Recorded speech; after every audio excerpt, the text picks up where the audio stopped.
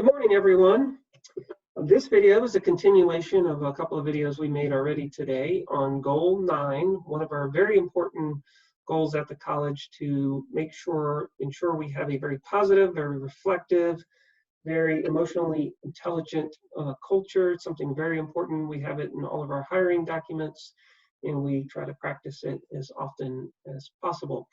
And with us this morning, we have Bev Cummins, our Lincoln Campus Director, and our Vice President of Student Affairs. Good morning, Bev. Good morning. How are you? Good. I told Bev that we need to be funny in this video, and Bev made some lame excuse about her husband Chris is the funny one in the family and that she can't be funny. But I think at some point in this video, we'll find a way for Bev to be funny. What's your favorite musical artist? Bev? Oh gosh, probably Ed Sheeran. Oh, for some reason I was thinking it was Bruno Mars. Oh, I do love Bruno Mars too. Been to both of their concerts. Okay.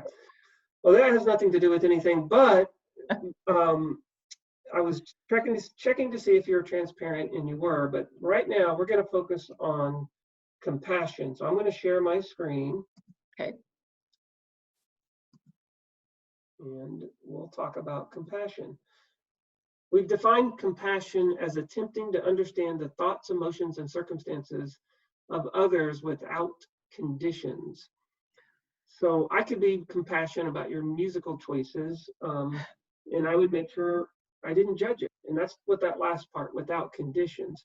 Now here's something that I really want to get across when it comes to compassion, is this is not agreeing or disagreeing with one's choices or circumstances that may have led to a situation that may have created some difficulty for an individual. It's not that we're asking anyone to agree with that, but we're asking them to try to understand what that person is going through. And that's really often all a person is wanting. They want to know that someone kind of dropped down into their kind of hole and was able to be there with them, not necessarily trying to correct anything. What are your thoughts on that? How do you use compassion, and how do you encourage others to be compassionate for one another? You know, it's a great question. I mean, that's that empathy piece of it, that try to put yourself in their position. And if any of them, I don't, it's not that I struggle with this one, but I know I have to work a little bit more diligently on it, because when you empathize with someone and feel compassion, you really are opening yourself up to their emotions. And that can be kind of difficult sometimes. And a lot of us put up those barriers.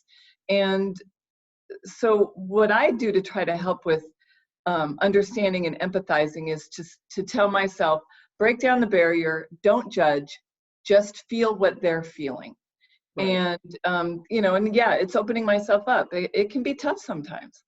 No, it certainly can be. You can find yourself taking on a share, maybe some of the burden. Yeah. That person, it's something you have to be careful, but I think it's very important that we all try to help one another. I made a video last Friday with the liaison to the president / special projects coordinator. Her name is Katie Novak.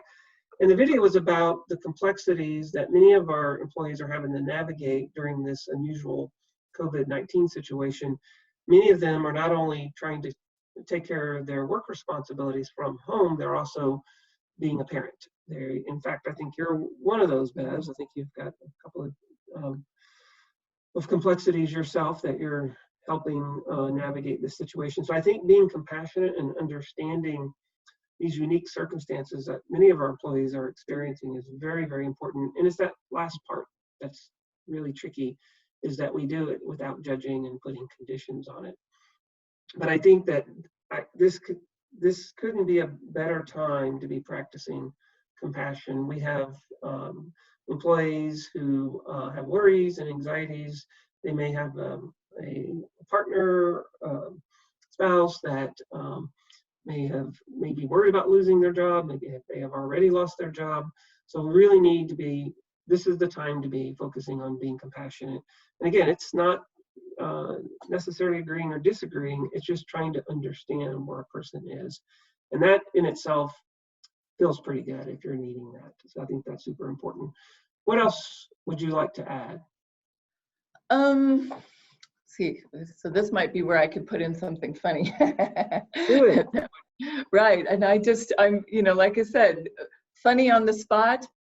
Oh golly, that's always the, you know, funny comes naturally, not, Right. I wish Well, I could be a stand-up comedian. yeah, you don't have to be funny, Bev. That's okay. Because often to be funny, you have to go right up to the edge of being a little maybe insensitive or aggressive. And we don't want, we don't want you to be aggressive. We don't want you to insult me. I mean, you could. That would be okay. I'd be willing to take one for the team. But I would say a real quick story. Bev probably knows what story I'm going to tell. I was talking to a group of folks that report directly to Bev, and I was talking about how important it is from time to time to vent. That if you're venting about, let's say, your supervisor, and you're doing it in the right way, and you're not labeling and you're not judging them, but you're just saying, boy, that really upset me. You can self-vent, or you can vent to those that you know will hold that in confidence. But as long as it's done and you have the best interests of that person in mind, or you're just venting because something frustrated you, that can be a very healthy thing. So I asked the group, and I asked Bev in front of the group, I bet you've even vented about me on occasion, maybe once or twice since I've been here at SCC. And it's okay, Bev, you can be honest. And Bev kind of hesitated, and then she goes, yes, pretty much every day. And I learned a lot that day, and that was not to ask those kinds of questions of Bev in front of a crowd. So Bev vents about me every day, and I think that's fine. I think that's good, it's healthy. But she also knows she can reach out and say, I really need you to stop giving me so much work. I think that's probably why most of the venting occurs. Right, yeah, Exactly. Is that fair?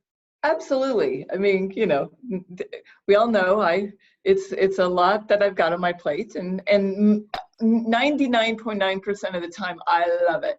But there's a few times where I'm right in the middle of something, and I swear, you know, the right time to call me and say, hey, I need you to do a video with me. Right. You know, I understand, but your gripe session is over, okay? oh, darn it. All right, everyone, let's practice compassion. Let's think about others, and let's be there for each other.